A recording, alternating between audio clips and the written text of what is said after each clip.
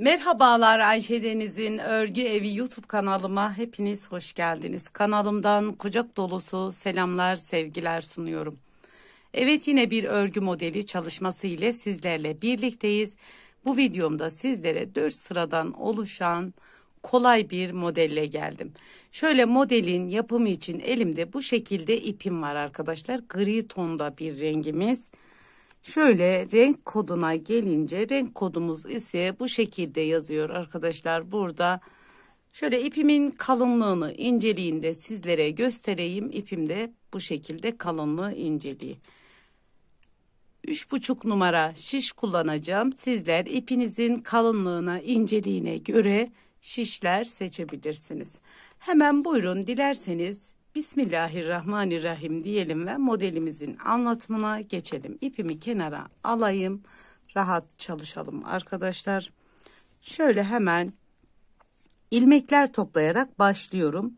İlmek sayılarımız çift sayılardan oluşuyor. Ne yaparsak yapalım 2 ve 2'nin katlarında ilmek sayılarından bu modelimizi başlayabiliriz. Kenarlarına, kenar bantlarında sizler ilave etmelisiniz, yeleklerde, hırkalarda. Şöyle ben model göstereceğim için hemen ilmeklerimi atıyorum. 2 ve 2'nin katlarında modelime birinci sıradan başlıyorum. Modelimiz lastik gerektiren bir model arkadaşlar. Siz istediğiniz lastik örgüyü alt kısmına, dilerseniz haroşa, dilerseniz ters düz örgü olarak bu modelin etek kısmına uygulayabilirsiniz. Evet, şöyle ben ilmek sayılarımı ayarlayıp geliyorum. Evet arkadaşlar, ilmek sayılarımı tamamladım. Şöyle tekrar hatırlayalım. 2, 2, 2 yani çift sayılardan oluşan örneğimiz. Şöyle 14 ilmek üzerinde sizlere modelimi anlatacağım. Tabii ki ben lastik uygulamadım. Sizler lastiklerinizi yapıp bu modeli kolaylıkla kurabilirsiniz.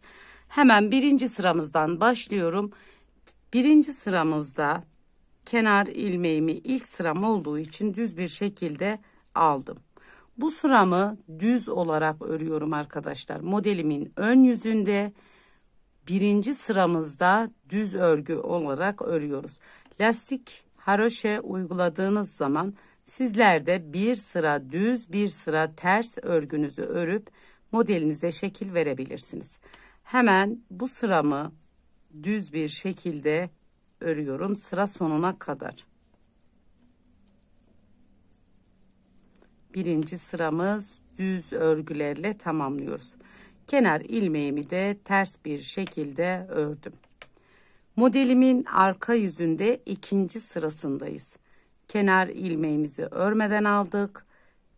Bir sıra ters örgümüzü örüyoruz. Örgümüzün arka yüzünde.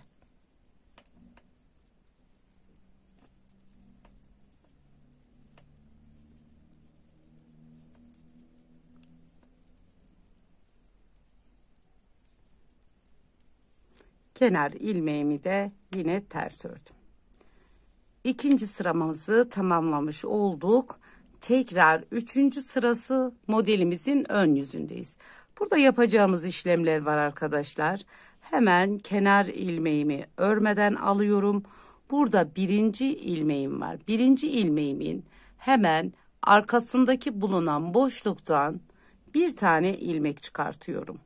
Tekrar birinci ilmeğim ile ikinci ilmeğimi ikisini bir örüyorum.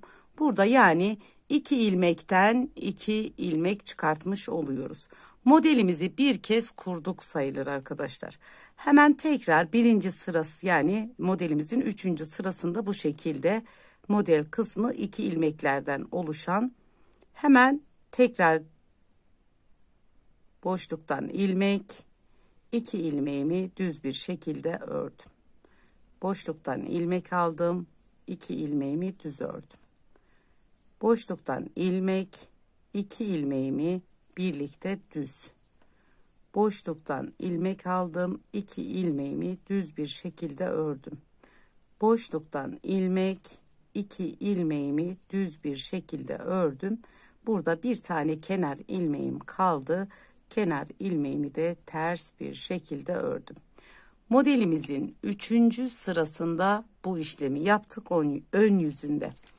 Arka yüzüne geçtik. Arka yüzünde ise kenar ilmeğimi örmeden aldım. Bu sefer 2 ilmeğimin hemen şu görünen boşluktan bir tane ilmek aldım. 2 ilmeğimi birlikte ördüm. Modelimizin arka yüzünde ise bu işlemi yapıyoruz. Tekrar 2 ilmeğin arkasından bir ilmek, 2 ilmeğimi düz bir şekilde ördüm. 2 ilmeğin arkasından bir ilmek, düz bir şekilde ör. 2 ilmek arkasından bir ilmek, 2 ilmeğimi düz bir şekilde ördüm. Bu sıramızı da bu şekilde tamamlıyoruz. Tekrar son 2 ilmeğim kaldı. Bunu da aynı şekilde ördüm. Kenar ilmeğimi de ters bir şekilde ördüm. Evet, modelimizi bir kez kurmuş olduk. Şöyle arkadaşlar hemen göstereyim. Tabii ki söylemiş olduğum gibi alt lastik gerektiriyor bu modeli. Evet, şöyle yeni başlayanlar için modelimizi bir kez daha anlatalım. Modelimizin 1. sırasında kenar ilmeğimizi örmeden alıyoruz. Bir sıra düz örüyoruz. 1, 2, 3, şöyle her bir ilmeğimizi düz bir şekilde örerek gidiyoruz. Bir yandan da sayıyorum arkadaşlar. Artık dil alışkanlığı, saya saya gidiyorum. Bu şekilde bu sıramı düz 1. sıramı örüyorum. Kenar ilmeğimi de ters ördüm. Tekrar 2. sıra arka yüzde bütün ilmeklerimizi ters örüyoruz. Kenar ilmeğimi örmeden aldım. Bütün ilmeklerimizi ters ördük.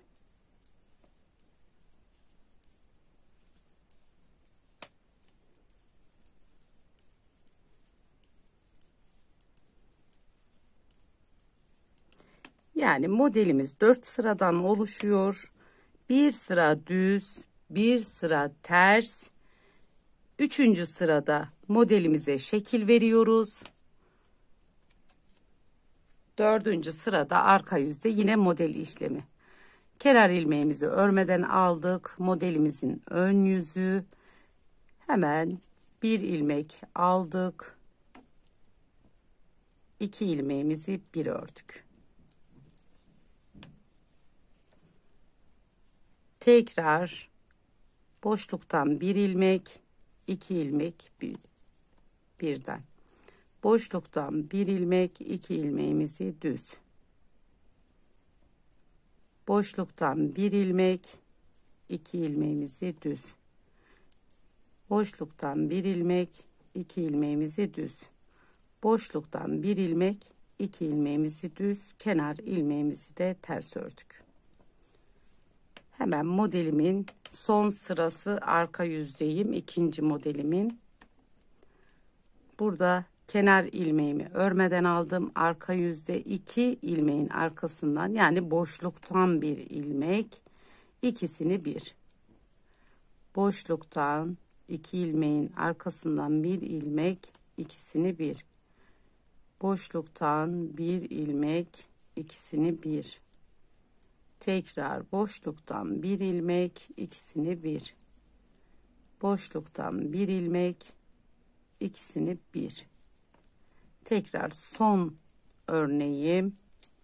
Aynı şekilde kenar ilmeğimi de ters bir şekilde ördüm. Evet arkadaşlar, modelimizi 2 kez kurmuş olduk. Tabii ki modelimiz ilerledikçe kendini gösteriyor. Şöyle göstermek istiyorum. Bu ipime de güzel gittiğini düşünüyorum. Hem kız hem erkek çocukları için uygulayabileceğiniz bir renk. Şöyle ben daha önce yapmış olduğum büyük parça üzerinde modelimi sizlere göstereyim. Şöyle modelim arkadaşlar. Çıtı pıtı güzel, hoş bir örnek olduğunu düşünüyorum. Bu ipimde şöyle göstereyim. Aynı 2,5 numara şiş ile ördüm. Şöyle ipimi göstereyim. Nako Elite Baby bebe yünüyle ördüm bunu arkadaşlar. Bu ise bir tık kalın bir ip. İster kalın iplerde deneyin, ister biraz ince iplerde de bu şekilde duruyor modelimiz. Şöyle farklı açılardan sizlere örneğimi göstermeye çalışıyorum. Arka yüzü de bu şekilde modelimizin düzgün duran bir model. Şöyle ön yüzü de bu şekilde. Örgülerde acemi olanlar için gerçekten yapımı bir o kadar kolay bir model.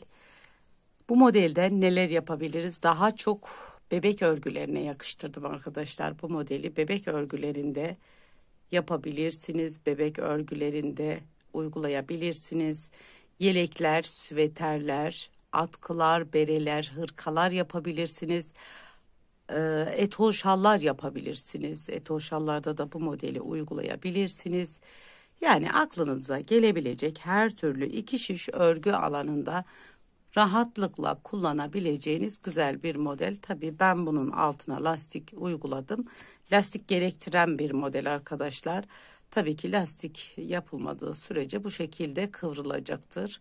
Kimi modeller vardır lastik gerektirir, kimisi lastik gerektirmeyen modeller vardır. Evet arkadaşlar, bir videomuzun daha sonuna geldik. Bu aşamaya kadar beni izlediğiniz için çok teşekkür ederim. Bir diğerki videomuzda görüşmek dileğiyle. Allah'a emanet olun. Hoşça kalın. Kendinize iyi bakın.